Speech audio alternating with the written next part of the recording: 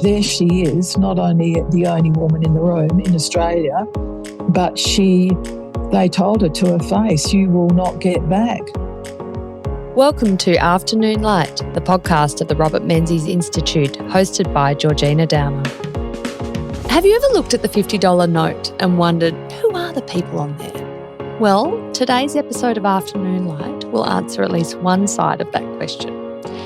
Edith Cowan, who along with David Unaipon, has featured on the $50 note since 1995. She was the first Australian woman to enter the Parliament when she was elected to the Legislative Assembly of Western Australia in 1921.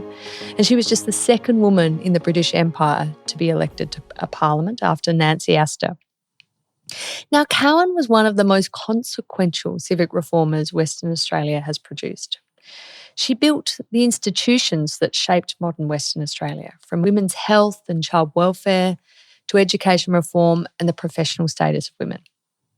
But long before she entered Parliament in 1921, she was already a central figure in public life. She served on education boards, founded child welfare organisations, and advocated for a dedicated maternity hospital that exists to this day. She even helped secure the vote for women in Western Australia in 1899.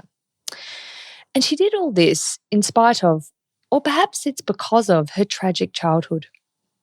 And it's no wonder, with all these achievements, that she has a new university named after her, as well as a federal electorate. So joining me to discuss the trailblazer that was Edith Cowan is Hilary Silbert, who is currently writing a full-length biography of Cowan. So welcome to Afternoon Light, Hilary.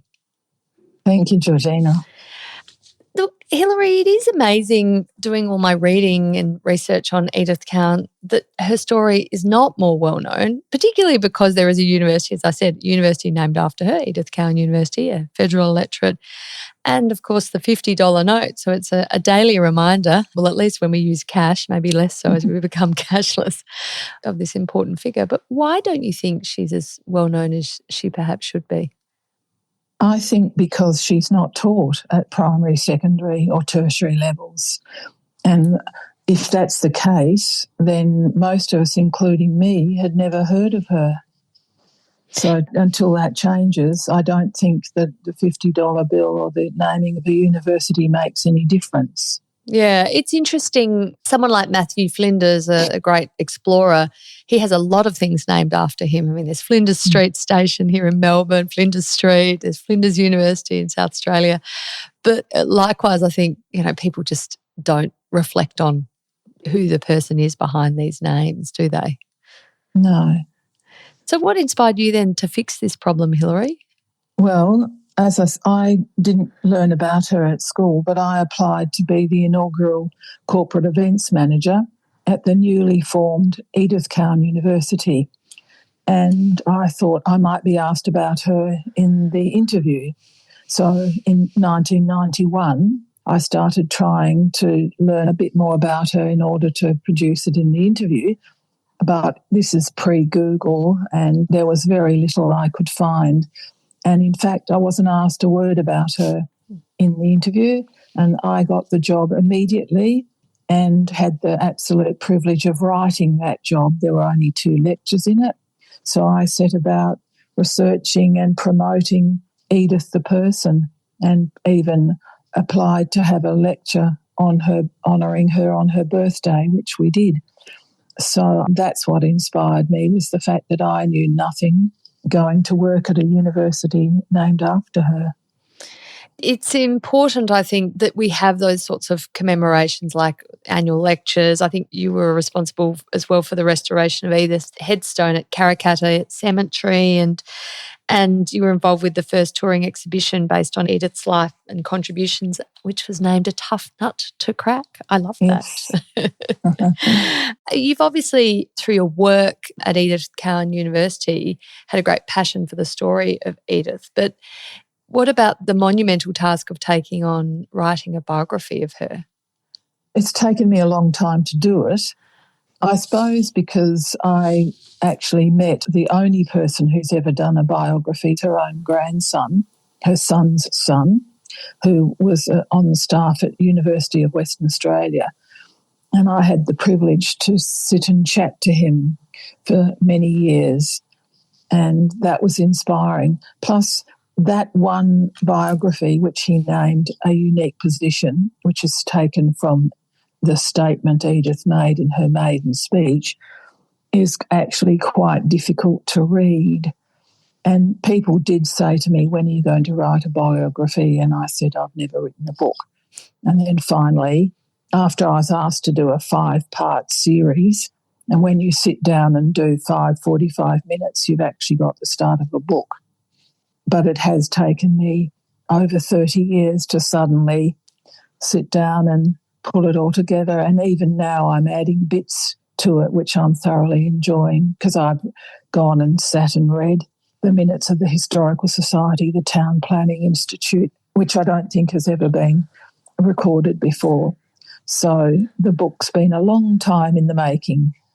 She was born in the middle of the 19th century in regional Western Australia. And as I was researching this, I was struck that even at that time, Perth itself was only a city, not even really a city, it was a town of a few thousand people. So, I mean, where she was born, it would have been incredibly remote and sparsely populated. Can you describe the conditions she was born into and what sort of society it was like? Her grandparents and father, as a little person, had migrated and stayed at York. And when that was being over-farmed, they made the shift to go north of the capital city of Perth to Geraldton, and several hundred miles or kilometres away. And they were inland from that coastal city of Geraldton. But it was excellent farming property. And it was an extremely substantial property with a lot of people needed to farm. And I think the major interest of her father was actually breeding export quality horses for the Raj. And so as a little person, there were 4 children. She was the second one, and 2 daughters, then 2 sons. She was homeschooled by her mother, who'd been an educator with the grandfather who had schools. And I believe she would have ridden horses and had an extremely comfortable rural farm life as a young child. Her childhood, though, is full of tragedy, very sadly. Her mother dying in childbirth when Edith was just 7 years old. And this then sets in chain a series of events that lead to even further tragedy, don't they? Mm. Yes, so Mary Dirksey, her mother, died, as you said, having that 6th child. So the family made the decision that Blanche, Edith's older sister, and Edith would go with the grandmother and the aunt Janet, the Browns, down to Perth, and the boys stayed on the farm, and Kenneth's brother was involved with those 2 boys. But so there Edith was, one with the loss of her mother. Then she had the loss of her lifestyle, of her father, her brothers, being on a rural farm, and suddenly she's in boarding school in the city with her sister. So a massive lifestyle change, and again, geographically distant from her father and her brothers. I guess the loss of her mother in childbirth gave her an insight into the difficulties women had in everyday life, not just in remote communities, but through childbirth and child rearing and the frailty of infant children as well. Was that something you found Edith spoke about throughout her life, that concern for maternal health? Yes, and the death of the 6th child, the 5th child had died, so Edith may have been aware of that. Edith's own health, people said when she died, she's unwell for a few months. In fact, she had health problems, and her grandson believed they probably were gynecological. So when she did travel, she had specialist treatment in London and things like that. So yes, she would have observed other women and having, again, a lot of children, bad health and even death. So that did influence the drive on many of her causes, although her causes were across the board in what she became interested in. In 1876, she's 15 years old, and her father, who has remarried and had more children with his second wife, ends up shooting his second wife in a domestic violence incident. I mean, this must have just been a ghastly situation for Edith to be involved in, even if it was indirectly when she was living in Perth and her father still up near Geraldton. How did she deal with the situation? She was with her grandmother. By then she wasn't boarding, she was in Guildford with the aunt and the sister, and the grandmother again had been nurturing and influencing her for a long time. I'm sure it was unbelievably shocking. She's in a very small colony of the time. It was in the newspaper for many days, called the Geraldton murder case. And the worst part was that it took 3 trials because the first 2 juries wouldn't say that he was guilty. So the Chief Justice did what's called pray tales, and he went out to the street and he brought in a jury that was not connected. I believe that the juries didn't want to convict a fellow sort of pastoralist, even though Kenneth Brown, her father, Edith's father, said, "I'm guilty, I did it." There was this need to say they weren't, because he did become the first white settler to be hanged. So Edith did visit him in jail. I don't know intimately how she felt or what she went through, but I guess being with her sister and her grandmother and her aunt was more than difficult. But I actually said to her grandson, Peter Cowan, after that, who would have married her? I mean, if you think about it, they were a well-known and leading family. And it turns out that not only James Cowan married her, but it was an amazingly successful, wonderful marriage. As you say, she marries James Cowan, obviously after this terrible time with her father's subsequent execution, but after the murder of her stepmother. But James Cowan is the brother of 2 women who were running a boarding school, the boarding school that Edith attended, the Yes. Mrs. Cowan. How did the relationship develop? Because that's sort of a bit unusual that you you end up marrying the brother of your teachers while you're no doubt she got to know him while she was at the school. I think that's all a bit cute. It's true, but I don't think James had much interest in a 7-year-old and 8 and 9-year-old. But the Browns, the Cowans, they were part of the colony, so they would have all known each other and crossed paths, rather than James spotted her when she was 7 and said, "I'm going to marry her." I don't think that was really what happened. So, again, she did get married at 18, which is a long way past 7. She has a really successful marriage to James Cowan. He's quite a sort of an up-and-comer in the colony of Western Australia. Can you describe what sort of career he did and how that influenced her? Yes, he came from quite hard conditions. He was born in York, and like lots of the settlers at the time, they had money problems, even cash flow problems.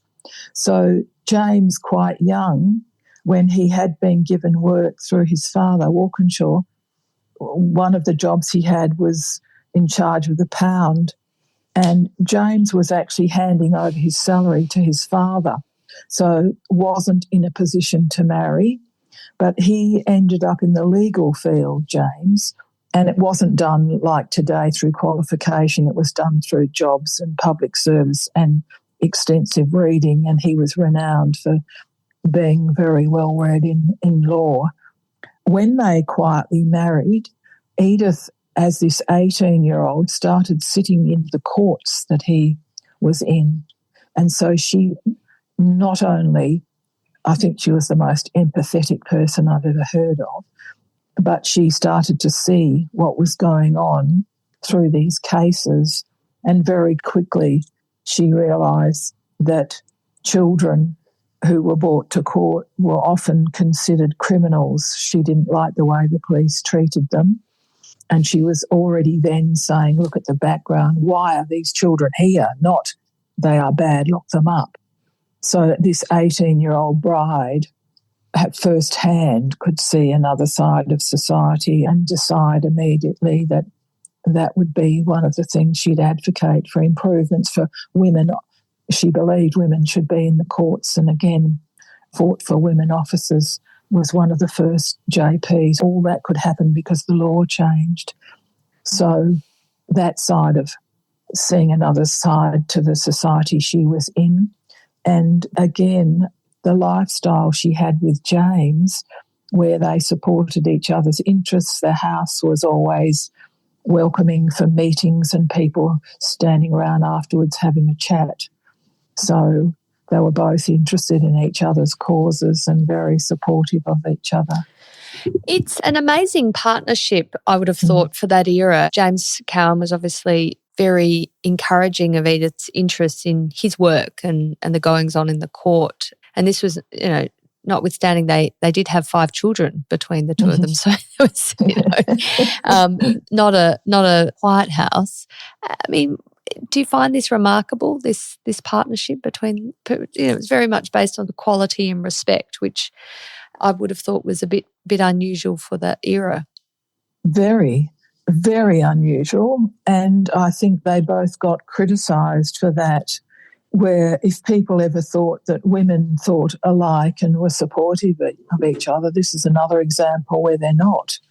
So they would be criticised, like to him, can't you control your wife, when she was fighting for education for women, whether it was on their health or birth or even sexually transmitted diseases. There were women who were anti having maternity hospitals and train maternity. And again, later in the story, when she goes on to stand for Parliament, there were men and women that felt this is not what you do. So she was unusual. That doesn't mean there weren't other women that were also involved with the founding of some of the organisations like Margaret Forrest and the Women's Shenton and Onslow and those sorts of people, which you see those names in places like the Karrakatta Club. So tell me about the Karrakatta Club. I think this is really interesting. This is a vehicle through which Edith really enters Parliament, isn't it? It's amazing to think of this sort of civic groups that support women's aspirations way back in the early 20th century, late 19th century. Yes, because if you remember that Edith fought for the vote, and when the future West Australia got it in 1899, they were only the third group in the world that women had that vote, and it was pre-federation. So she'd been there fighting for that.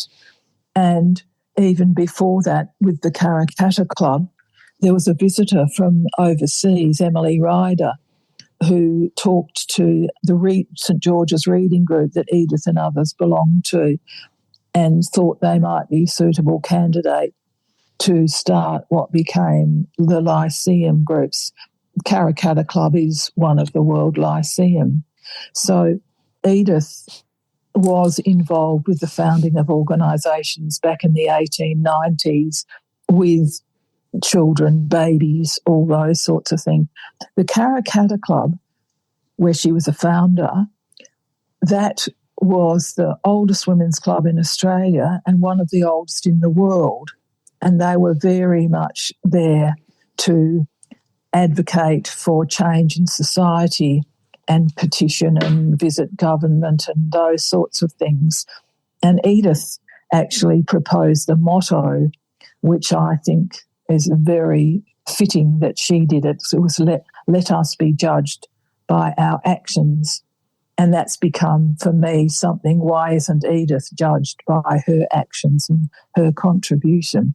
So the Karrakatta Club was very significant and, again, could influence society of the day with these amazing women who were in a position to speak out and were aware of what was going on and they wanted to change it. As you said, women got the vote in Western Australia in 1899. Was it a very controversial move in the Western Australian colony to grant women not just the right to vote, but also the right to stand for election too, wasn't it? That was a long time coming. No, I don't think it was. And I think it was done just like a lot of Edith and others' work. it was done quietly and persistently, and Edith was good at not giving in, even if the cause took years, like it did for the maternity hospital, years and fundraising. So the vote was achieved, as different to the British suffragettes. They did not chain themselves and fast and go to jail. None of that happened here, even though recently there was a production that sort of made out that's what our women did. That's not the case at all. But they then had to wait 21 years to be able to stand. And for Edith, it wasn't a matter of if I stand for Parliament, it was when. The trouble was, everyone's 21 years older. Yeah, well, that's right. She does stand for Parliament and gets elected in 1921. How does she get to become a candidate and run that campaign? What's really interesting is she only decided to stand a month before and then did the campaigning sort of in February, which, like we have most years, is extremely boiling hot, heat wave, whatever.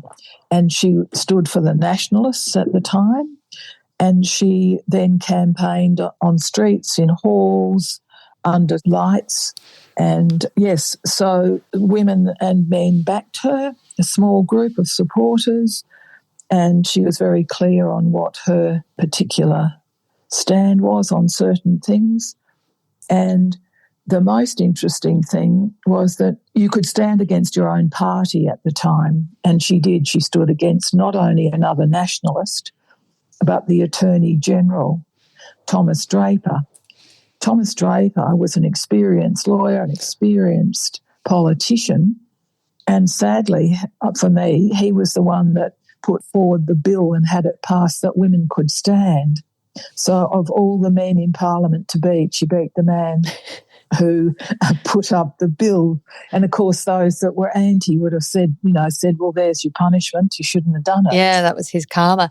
But why did she run? She ran for the seat of West Perth. Was there a reason she chose West Perth? Was it where she lived? It's where she lived. Yeah. What about running for the Nationalists? Was that a deliberate choice? She didn't want to run as an independent, or for the Labor Party, presumably, which would have been the other option?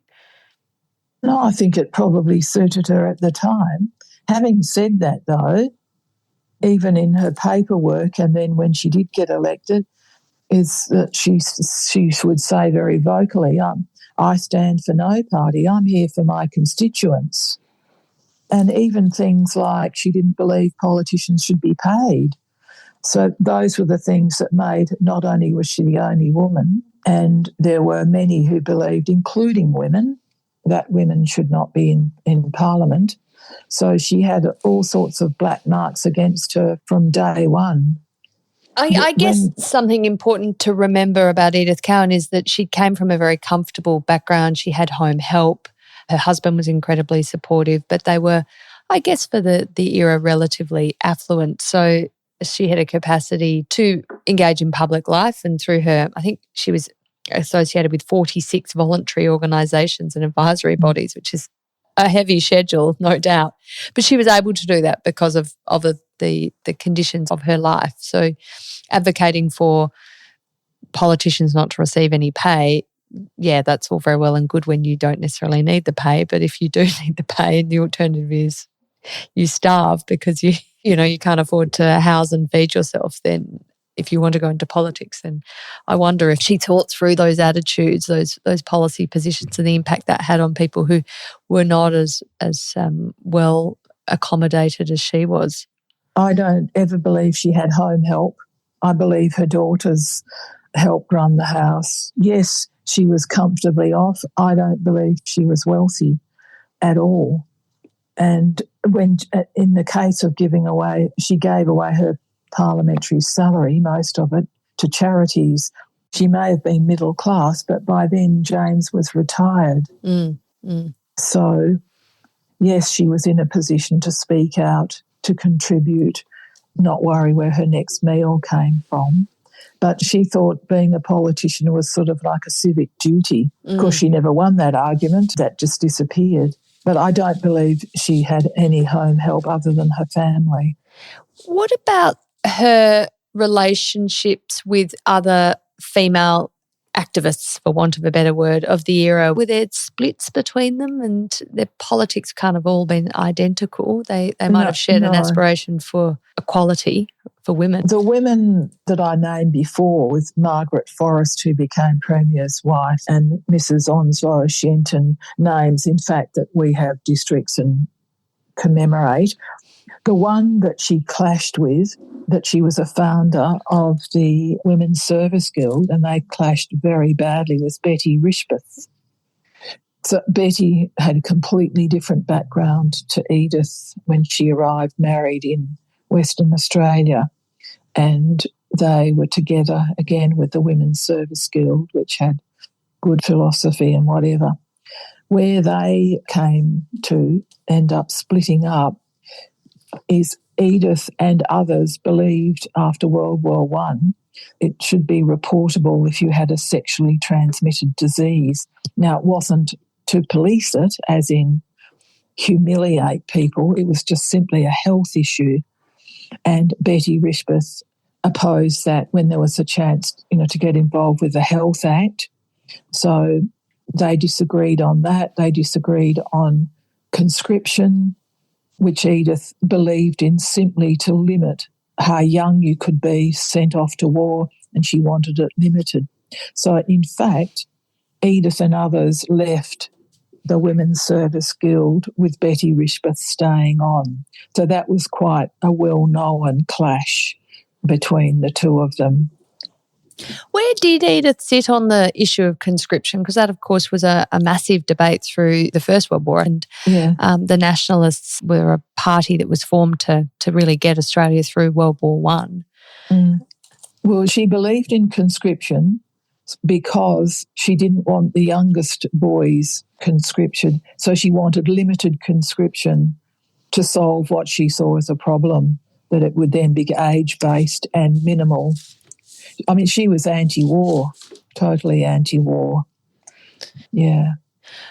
With her success in 1921 as a Nationalist Party candidate, although running against a long-term Nationalist Party Attorney General, did she face much resistance from the Nationalist Party powers that be? Was there a bitterness that she had beaten the Attorney General? I think his name was T.P. Draper, wasn't it?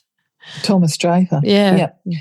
She won by 46 votes, but from the minute she was in, the Nationalists said, this is a disaster and you will never get back. And they made sure she didn't. Wow. So, yes, there she is, not only the only woman in the room in Australia, but they told her to her face, you will not get back. So she was coping with this attitude, which they saw to it that she never got back. And she also, what's significant in how she could behave in Parliament is that as the only woman in the room, we today talk about water cooler conversations and things like that. Well, Edith could never have gone into the bar with the men.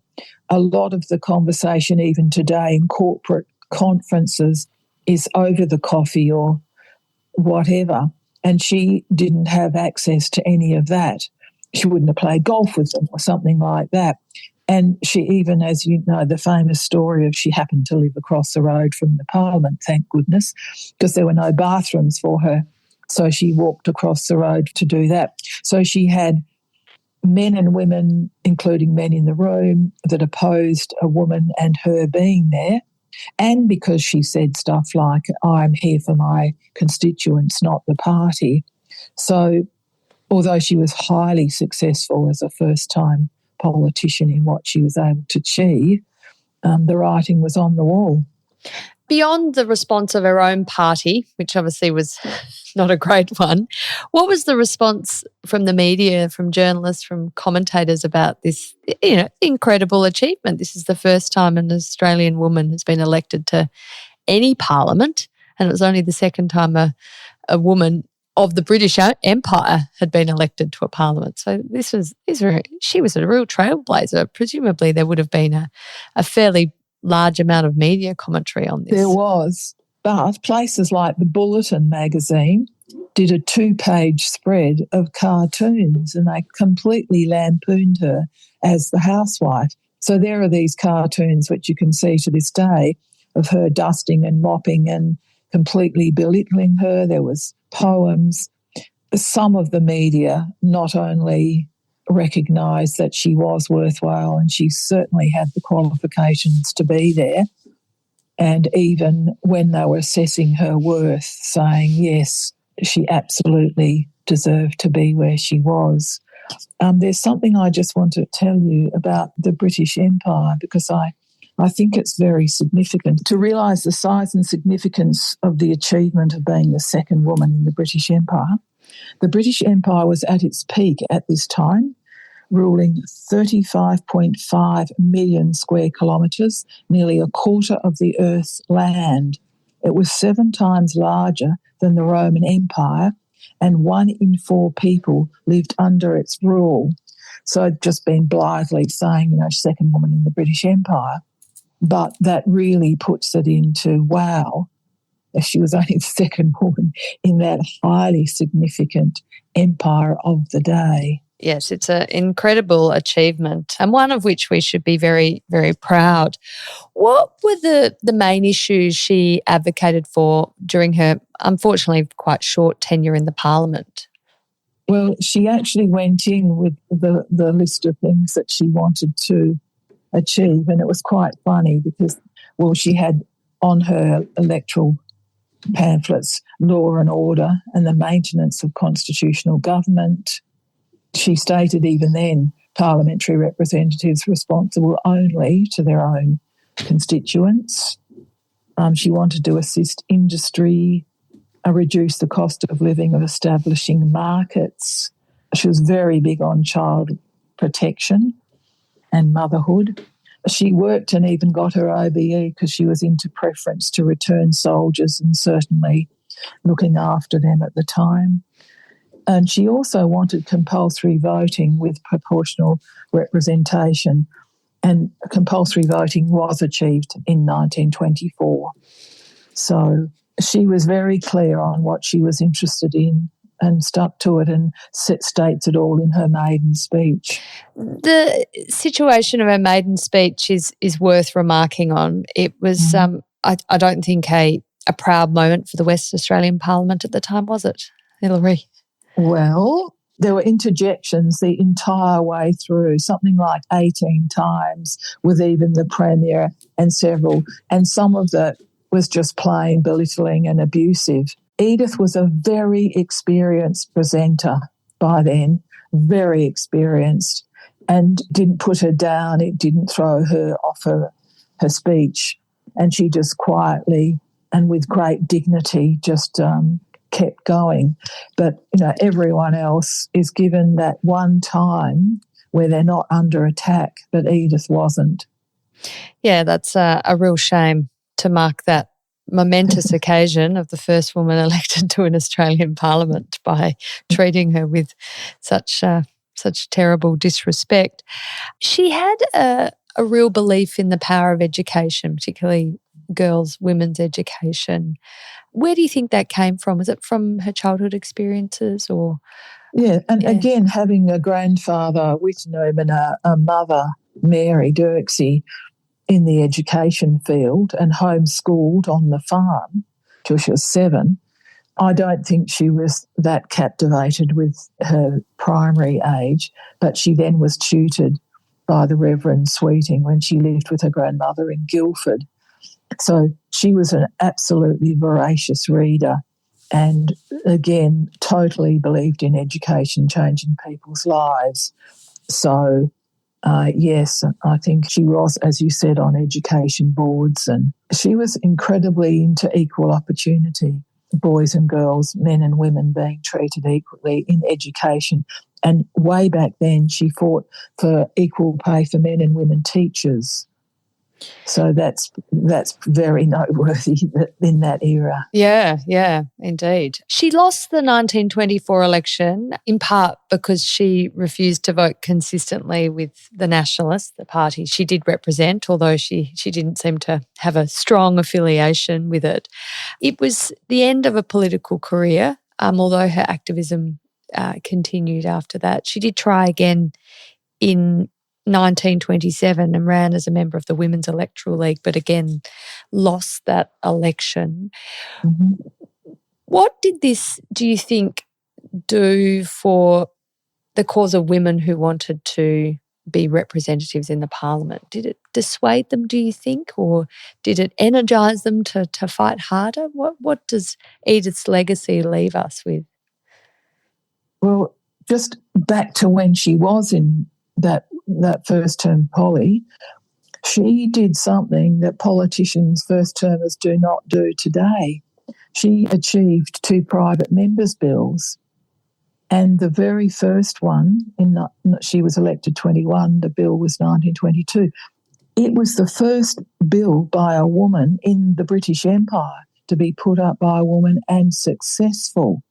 So that's staggering. And then she did the life-changing Women's Legal Status Bill the next year. So everything about that, it just speaks volumes that this first timer got 2 very significant bills passed. And this Women's Legal Status Act was important because it enabled women to enter the legal profession, didn't it? People think that, but it was far more than that. It was women could enter the professions. So at that time you could be a teacher or a nurse, again, significant professions, but the Women's Legal Status Bill allowed you to be engineers, accountants. To any lawyers, profession, not just the legal doctors. profession. Yeah. One of her friends of the day was Dr. Roberta Joel, who arrived out here, and they were together on several organisations. But Roberta was a medical doctor who came out to be in GP practice with her brother in Guildford. So there's Roberta and Edith as colleagues, with Roberta practising medicine and our people, women, couldn't. The bill was mocked in cartoons by the Western Mail newspaper, and they portrayed women in these various new roles as engine drivers, prize fighters, road construction workers, and predicted role reversal as the return home of drunken women breadwinners, the female proposer of marriage, and men causing traffic jams while pushing prams. So, all sorts of descent into turmoil because of this women's legal status bill. Yep. And her other private members' bill was around giving inheritance rights to women whose adult children had died without having made a will and without having had children of their own. If they're intestate, she didn't see any reason why only the father inherited and not the woman. So again, she was very big on equality, male and female equality in multiple fields.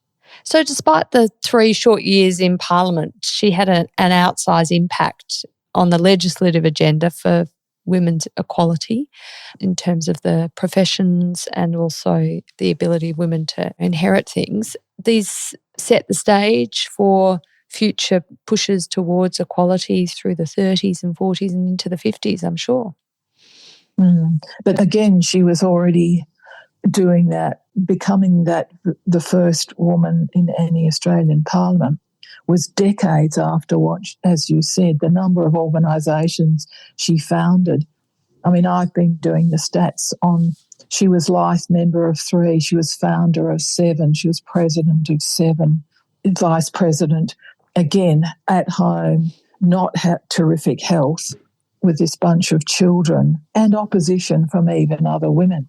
The Women's Legal Status Bill wasn't just a plus for women. It was also for the males, for the sons, that everyone, male and female, was then affected by the branching out of professions for women. The women of your family could then have all the doors opened. Yeah, she doesn't live much beyond the end of her political career, dying in the early 1930s. 1932. Is her post-political life marked by ill health, or does she remain active until her dying day? Both. I've just read all the minutes of her being on the Historical Society, because they're 100 years old this year, and she was actively, literally, one meeting I read the minutes she's in and I've noted everything she said or did or signed. Next one, they're saying that she has died. Same with her being on the board of St Mary's Anglican Girls' School, where Bishop Riley put her on the board of governors and got severely into trouble for having a woman on that board of governors. So she, although she was unwell, and again unwell a lot over her lifetime, she was on boards literally till she died in June 1932. It's amazing to think that it still took another 22 years for the first female senator and first female member of the House of Representatives to be elected to our federal parliament. That Edith Cowan was a trailblazer, but the trail that was blazed was a slow burn, wasn't it? Yeah. Other states took ages to have a first Edith. Every other state, it was 4 years for New South Wales to have someone, and another 4, another 4, another 4. So even the first in all of those states and territories was a long time happening. And in Western Australia, it was something like 75 years to have 50 women in Parliament. Again, I looked at the stats of how long it took. The stat that I love is that on the centenary of her election in 2021, we reached 100 women in Parliament in Western Australia, and there were 1,000 women who had then entered all Parliament, state, federal, territory.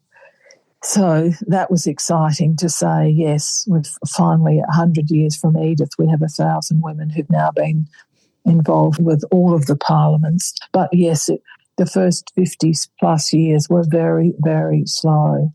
And yes, a bit of a more recent rush. Well, Hilary, thank you so much for bringing to life the legacy and life of Edith Cowan, the first woman to be elected to an Australian Parliament. It's such an important story, and I really do appreciate you taking the time to speak with me on Afternoon Light. And thank you for highlighting her as well, which is my little goal in life. Fantastic. Thank you.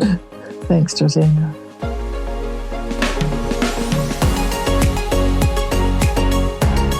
That's it for this week's episode of Afternoon Light, the podcast of the Robert Menzies Institute. Please make sure to subscribe and catch up on our latest online content on our website or on Twitter, LinkedIn or Facebook.